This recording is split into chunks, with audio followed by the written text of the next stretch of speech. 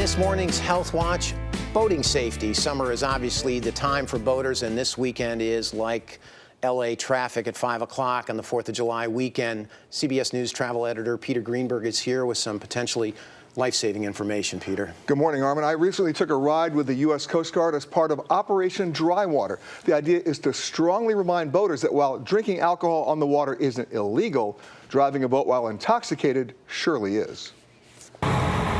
It's a sunny afternoon on Jones Beach in Long Island, New York, and boaters are out in full force. Coast Guard Station, Jones Beach, this is 25720. So is the Coast Guard. All right, Roger, what do you guys have? As part of Operation Dry Water, federal, state, and local maritime agencies are patrolling areas across the U.S. looking for drunk boaters and trying to keep the water safe. Coast Guard's raising more awareness, educating, making sure that people understand that just like driving a car, when you're under influence of alcohol or drugs, it can impact a lot of lives when they're on the water. I mean, operating a boat, if you're not careful, that's a lethal weapon. Correct.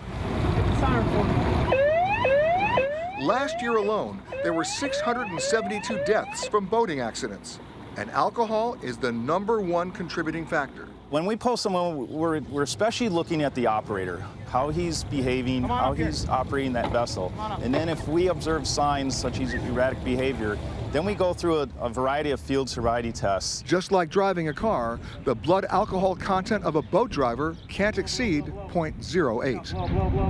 Keep going. And while alcohol is a big part of the problem, it's not the only problem. In an overwhelming majority of cases where people drowned in boating accidents, they weren't wearing their life preservers. We're going to bring them over to the dock as well. The law requires boats to have a preserver for every passenger on board, but it doesn't require them to wear one. That's a lot of people. That's a lot of people for that size boat, so we just want to make sure everyone has life jackets. There were 11 people on board this boat, but only 7 life vests. A risky ratio that could turn deadly when you consider how easy it is to fall off a boat and how difficult it is to stop one. There's no brakes on boats. You bring back the throttles, and depending on the size of the boat is when you're going to stop. The biggest problem we have here is that you can buy a boat, 40-foot boat, without any type of formal training, any type of licensing. Joseph Mutino, a recreational boater, has been navigating these waters for the past 30 years. I think everybody's required at some level to become a boater, some type of licensing, whether it's a classroom session or even a Coast Guard trained session where they tell you how to operate a boat. Andrew Costa agrees. This is what I do. I grew up boating on Long Island. Boating should be fun, but also safe. Generally, we come out, we load up the boat with, a lot of food and supplies, and come out for the day, spend the day at the beach. While those supplies often include alcohol, Andrew, the captain of his family's ship, makes it clear he always has a designated driver on board and follows a safety checklist. Boating safety is very important.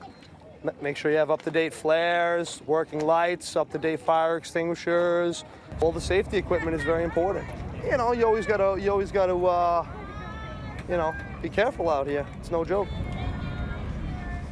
Peter, a really informative piece, including the fact Alabama is the only state that requires a boating license. What is up with that? The only state that actually requires anybody who wants to drive a boat to actually obtain a license. Other states want you to take an education course, but the enforcement is not big.